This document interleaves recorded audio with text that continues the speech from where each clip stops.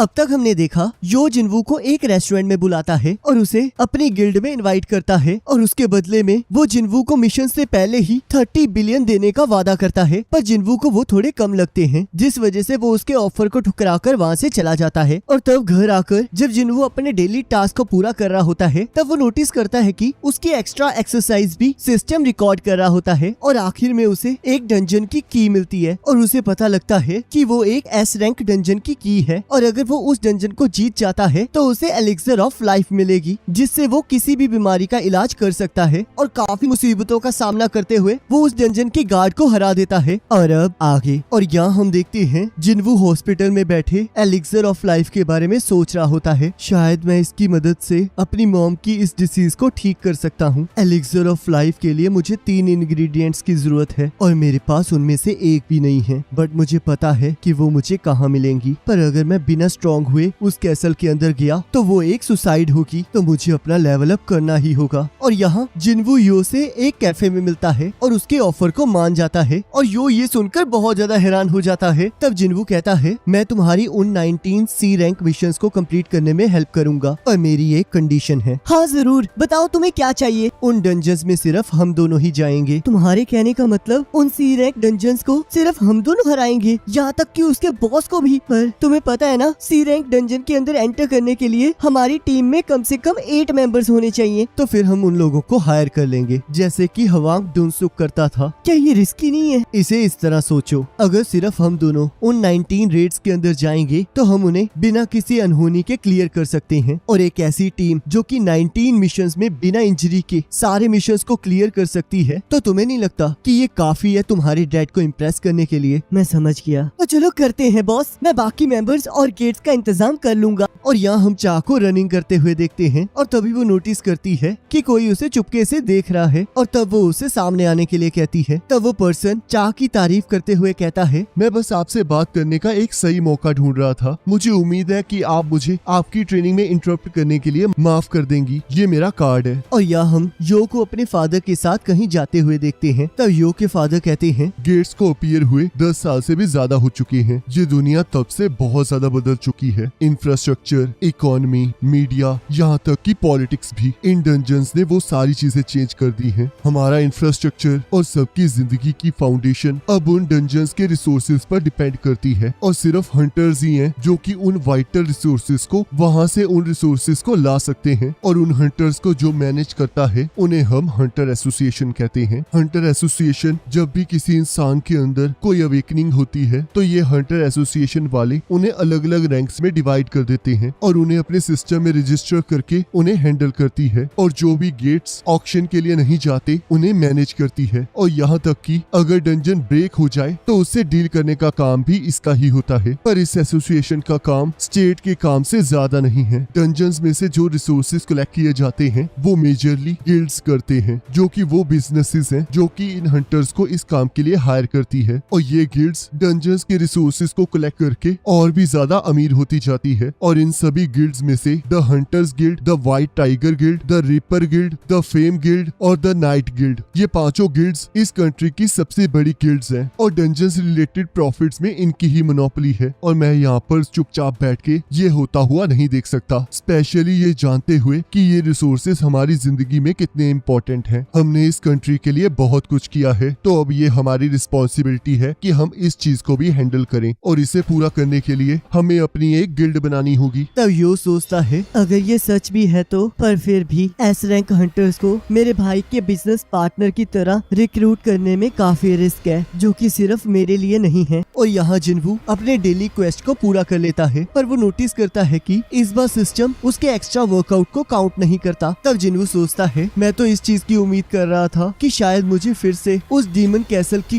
की तरह कुछ वैल्यूएबल मिलेगा। और रुको, शायद रेगुलर रैंडम लूट बॉक्स में से मुझे कोई की मिल जाए। और तब जिनवू देखता है उसे उस रैंडम बॉक्स में से बिंगो मिलता है, जिससे जिनवू उदास हो जाता है। तब जिनवू अपने स्टैट्स को देखता है। अब इन 3 पॉइंट से मेरा कुछ नहीं होने वाला, इस तरह तो मैं जल्दी से लेवल अप नहीं कर पाऊंगा, पर मुझे सी रैंक डंजन्स में जाने के लिए यो का वेट करना होगा। पर रुको, शायद अगर मैं उस पेनल्टी जोन वाले सेंटीपीड से लड़ूं तो मे बी मेरा लेवल अप जल्दी हो जाए। पर रुको, मुझे नहीं लगता इसका कोई फायदा होगा, क्योंकि इस चीज की कोई गारंटी नहीं है कि मुझे इससे कोई एक्सपीरियंस पॉइंट मिलेंगे। और तब जिनवू को हंटर एसोसिएशन की तरफ से डी रैंक डंजन के अंदर जाने की रिक्वेस्ट चाहिए होती है। तब जिनवू सोचता है ये मैसेज तो हंटर एसोसिएशन की तरफ से आया है, पर इसका मतलब मैं अकेले नहीं लड़ पाऊंगा। क्या मुझे मना कर देना चाहिए? पर मेरे ख्याल से ये कुछ ना करने से तो अच्छा ही है। तब हम यहाँ देखते हैं सॉन्ग का स्टूडेंट सॉन्ग से कहता है, मास्टर मैं आपके सामने कुछ भी नहीं हूँ। मैं बस तुमसे पिटने के लिए तैयार नहीं हूँ। ये तो बहुत शर्म वाली बात है कि मैंने ये सोचा कि मैं आपको हरा सकता हूँ। तुम्हें अभी भी चिंता होती है? अब तो मुझे अपने हाथ को खोए हुए कितने महीने हो चुके हैं। और तभी सॉन्ग को भी डी रैंक डंजन में जाने की रिक्वेस्ट आती है। तब वो स्टूडेंट कहता है, मास्टर क्या आपको नहीं लगता कि अब आपको रिटायर हो जाना चाहिए? और तब सॉन्ग को वो टेम्पल याद आ जाता है। तब वो कहता है, तुम्हारी बात में दम है। वैसे भी एक बूढ़ा आदमी जो कि अपने एक हाथ को खो चुका है, वो दूसरों की क्या ही मदद कर पाएगा। तब उसका स्टूडेंट कहता है, सर मेरा ये मतलब नहीं था। तब सॉन्ग कहता है, मैंने चाहे अपना एक हाथ खो दिया है, पर मैं उस दिन बच गया था। मैंने अपनी जिंदगी के अच्छे दिन जी लिए हैं, पर अब मैं अपनी बाकी बची हुई जिंदगी में सोसाइटी में कुछ कंट्रीब्यूट करना चाहता हूँ। तब हम यहाँ किम को अपनी फैमिली के साथ देखते हैं, जिसे नेक्स्ट रेड में जाने की रिक्वेस्ट चाहिए होती है। तब वो इसके बारे में अपनी वाइफ को बताता है। तब उसकी वाइफ कहती है, हनी क्या आपको नहीं लगता कि आपको इस हंटर की जॉब को छोड़ देना चाहिए? और ये तो काफी डेंजरस भी है। क्या आपको लास्ट मिशन याद नहीं है? उस रेड के दौरान वो सारे लोग मारे गए थे और सिर्फ तुम ही बचे थे, सही कहा ना? तब किम हाँ कहता है और अपनी बच्ची को उठाकर कहता है,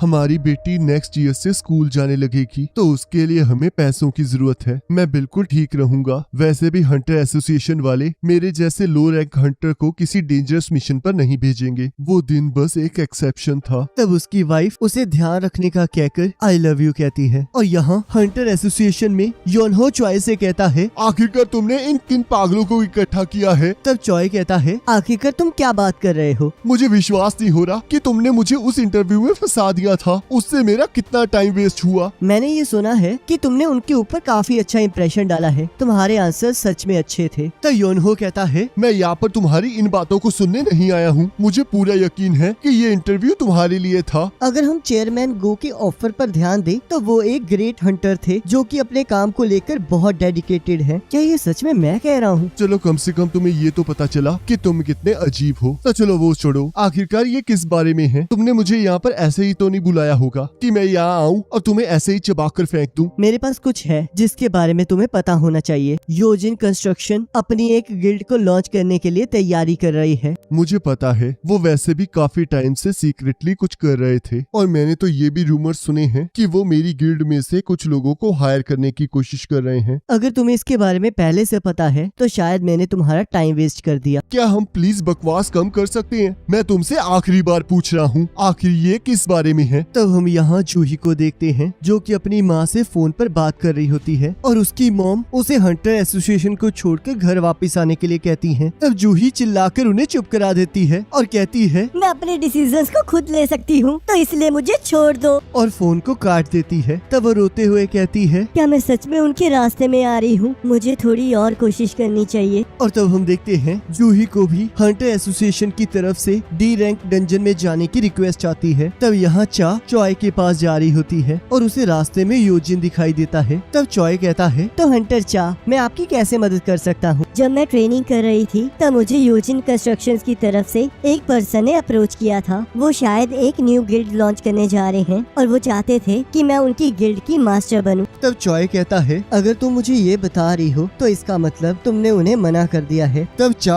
हाँ कहती है। तब चॉय उसे ये बात बताने के लिए थैंक यू कहता है। मैंने रास्ते में प्रेसिडेंट योनहो को देखा था। आखिरकार आप दोनों क्या बात कर रहे थे? और तब हमें योनहो और चॉय की बात दिखाई जाती है। तब चॉय कहता है, तुम जेजू आइलैंड के बारे में क्या सोचते हो? जेजू आइलैंड, आखिरकार तुम उसके बारे में क्यों पूछ रहे हो? जब से वो रेड फेल हुई है तब से उस आइलैंड को सील कर दिया गया है और बस दूर दूर से ही उस पर निगरानी रखी जाती है और हर साल लोगों को वहाँ की एक अपडेट दी जाती है। लोग उस आइलैंड और उसके डर को भुलाने की कोशिश कर रहे हैं। पर क्या तुम इसके लिए उन्हें ब्लेम कर रहे हो? चाहे गिल्ड्स मेरे लिए जितने मर्जी कॉमन बन जाएं और चाहे इंसान के अल्टीमेट वेपन के तौर पर मेरी जितनी भी तारीफ की जाती हो, और मैं फिर भी उस आइलैंड को नहीं भूल सकता और ना ही जो वहाँ पर हुआ था। मैं फ्यूचर में उस आइलैंड को क्लियर करना चाहता हूँ और इसके लिए मुझे तुम्हारी और बाकी लोगों की जरूरत है। हमें ताकत, हमारे साथी और लोगों का सपोर्ट चाहिए। तो तुमने इसी वजह से वो इंटरव्यू रखा था ताकि तुम नए हंटर्स को ट्रेन कर सको। क्या कुछ ऐसा है जो तुमने उस आइलैंड पे छोड़ दिया था? तब योनहो को अपने साथी की मौत याद आती है और वो उसे ही याद करते हुए ड्रिंक कर रहा होता है। तब यहाँ एक इंसान किसी को कहता है उन्हें मरना होगा। तब यहाँ हम जिनवू को देखते हैं जो कि अपने नेक्स्ट मिशन के लिए जा रहा होता है। तब उसकी बहन कहती है, मुझे यकीन नहीं हो रहा कि तुम वही इंसान हो जो कि हर गेट में से इतना जख्मी होकर आता था जिसे रिकवर होने में हफ्ते लग जाते थे। लगता है वो ट्रेनिंग काम कर रही है। तब जिनवू कहता है, चाहे जो भी है पर अब मैं ठीक ठाक कमाने लग गया हूँ, ये अच्छी बात है ना। तब वो वहाँ से जाने लगता है। तब उसकी बहन कहती है, क्या तुम अपना सामान नहीं लेकर जाओगे? तब जिनवू कहता है, मुझे अब उनकी जरूरत नहीं है। तब यहाँ सॉन्ग जाते हुए सोचता है, मैंने अभी तक अपनी फिजिकल पावर को अवेकन नहीं किया है, जिसका मतलब मेरी स्वॉर्ड किसी भी मैजिकल बीस्ट को नहीं हरा सकती। जो भी मार्शल आर्ट्स मैंने इतने सालों में सीखे हैं वो डंजन में यूजलेस हैं। मेरे जैसे स्वॉर्डमैन को ऐसी शक्तियों का मिलना सच में किस्मत का खेल है, पर मुझे पूरा यकीन है कि इसके पीछे कोई ना कोई रीजन जरूर होगा। और तभी उसे जिनवू दिखाई देता है। तब वो दोनों एक दूसरे को देखकर शॉक हो जाते हैं। मैंने कभी नहीं सोचा था कि मैं तुमसे ऐसी जगह पर मिलूंगा, पर मैं एक चीज कहना चाहूंगा, आखिरकार ये हैंडसम लड़का जा कहाँ रहा है? तुम कुछ ही महीनों में काफी बदल चुके हो। और क्या तुम्हारी एक टांग जा नहीं चुकी थी? जब मुझे हॉस्पिटल में होश आया तब मेरी टांग वापस आ चुकी थी। अच्छा, फिर तो हायर रैंक हीलर्स ने तुम्हें ठीक कर दिया होगा। पर जो भी है, तुम्हें ऐसे बिल्कुल ठीक देखकर बहुत अच्छा लगा। पर मिस्टर सॉन्ग, आपकी बाजू, इस इंजरी को काफी टाइम हो चुका है, तो इतना सोचो मत। तुम्हें पता है, हंटर एसोसिएशन में से किसी ने मुझे बताया था कि तुम जिंदा हो, तो इसलिए तुम्हें ऐसे देखकर बहुत अच्छा लगा। पर आखिरकार मिस्टर सॉन्ग, आप यहाँ पर कर क्या रहे हो? मुझे हंटर एसोसिएशन की तरफ से अर्जेंट बुलाया गया है। क्या आपको भी बुलाया गया है? और तब वो लोग एक डंजन के पास पहुँचते हैं और तब वो दोनों नोटिस करते हैं कि कार्टन टेम्पल के सारे सर्वाइवर्स वहाँ पर प्रेजेंट होते हैं। तब सॉन्ग सोचता है, उस दिन हमने अपने आप को बचाने के लिए जिनवू को सैक्रिफाइस किया था। किम ने जो भी किया, मैं उसके लिए उसे दोषी नहीं ठहरा सकता, क्योंकि उसे मेरा सामना करने में शर्म आएगी। पर जो भी है, उस दिन के 5 सर्वाइवर्स आज दोबारा से मिले हैं। तब यहाँ जूही जिनवू को देखकर बहुत खुश हो जाती है और कहती है, जिनवू, क्या ये तुम हो? तुम तो बिल्कुल डिफरेंट पर्सन लग रहे हो। तुम तो काफी लंबे हो चुके हो और तुम्हारा तो पैर भी ठीक हो गया है। लगता है जब से मैं तुम्हें मिलने आई थी तब से तुम ठीक हो। कि तुम मुझसे मिलने आई थी? तभी हम देखते हैं एक गाड़ी उनके पास आकर रुकती है। तब उस वैन में से कुछ क्रिमिनल्स बाहर आते हैं और वो जूही को छेड़ने लगते हैं। तब वो क्रिमिनल कहता है, क्या तुम दोनों जोड़ा जोड़ी हो? तुम्हें तो हमारे साथ खेलना चाहिए। तब कैंग उन्हें चुप कराता है और कहता है, तुम लोग छुट्टियों पर नहीं आए हो। तब हंटर एसोसिएशन की एक लड़की कहती है, ये कुछ कैदी हैं जो कि आज के मिशन में आपका साथ देंगे। तब सॉन्ग कहता है, क्या हम लोग क्रिमिनल्स के साथ मिलकर लड़ेंगे? ये चाहे क्रिमिनल्स हैं पर ये यहाँ पर अपनी सजा को कम करवाने आए हैं, तो इसलिए ये लोग यहाँ पर कोई परेशानी खड़ी नहीं करेंगे। हमारे पास इस जगह पर हंटर्स की कमी है, तो मुझे उम्मीद है आप समझोगे। और इस मिशन में आपके साथ कैंग भी जाएगा। वो एक डी रैंक हंटर है और वो इतना ताकतवर तो है ही है कि वो वर्स्ट केस में भी 3 सी रैंक क्रिमिनल्स को इजीली हैंडल कर सकता है। तब जिनवू कहता है, मुझे नहीं पता कि ये अच्छा आइडिया है, पर जूही तुम्हें इस रेड में हमारे साथ नहीं आना चाहिए। पर जिनवू, तुम्हारा क्या होगा? मैं जा रहा हूँ। तो फिर मैं भी जाऊंगी। मैं समझ गया। तब क्रिमिनल्स फ्री होकर बहुत खुश हो रहे होते हैं और वो कहता है कि हम लोग यहाँ पर नौकर नहीं हैं। तब कैंग कहता है, चुप कर जाओ बदतमीजों, तुम्हें पता है ना कि अगर तुमने अच्छे से बिहेव नहीं किया तो तुम्हारे साथ क्या होगा। तब वो जिनवू और सॉन्ग के पास आकर कहता है, मैं Kang, Hunter association surveillance team का इंस्पेक्टर, मैं उन्हें संभाल लूंगा, तो तुम रिलैक्स हो सकते हो। तो मुझे ये बताओ कि आज की रेड का लीडर कौन होगा? तब सॉन्ग कहता है, जिनवू, क्या तुम्हें कोई प्रॉब्लम तो नहीं होगी अगर मैं लीड करूं? मुझे इससे कोई प्रॉब्लम नहीं है। तब सॉन्ग जिनवू के सामने अपना सिर झुकाते हुए कहता है, शुक्रिया मुझे एक चांस देने के लिए। उस दिन 7 लोग मेरी वजह से मारे गए, मैं वहाँ पर किसी को नहीं बचा पाया। उस दिन हम सिर्फ 6 लोग ही बचे और वो भी सिर्फ तुम्हारी वजह से। दूसरों के लीडर होने के तौर पर मुझे ये कहने दो कि मैं तुम्हारा बहुत शुक्रगुजार हूँ। मिस्टर सॉन्ग, आपको ये कहने की जरूरत नहीं है। तब सॉन्ग किम से कहता है, क्या तुम्हें मेरे लीडर होने से कोई प्रॉब्लम तो नहीं है? तब किम कहता है, चलो आगे बढ़े। तब कैंग जिनवू को घूर रहा होता है। तब सॉन्ग कैंग से कहता है, तो इस डंजन की लीड को मैं संभालूंगा। तब कैंग कहता है, तो चलो फिर चले। और तब वो लोग उस डंजन के अंदर जाने लगते हैं और इसी के साथ एपिसोड खत्म हो जाता है।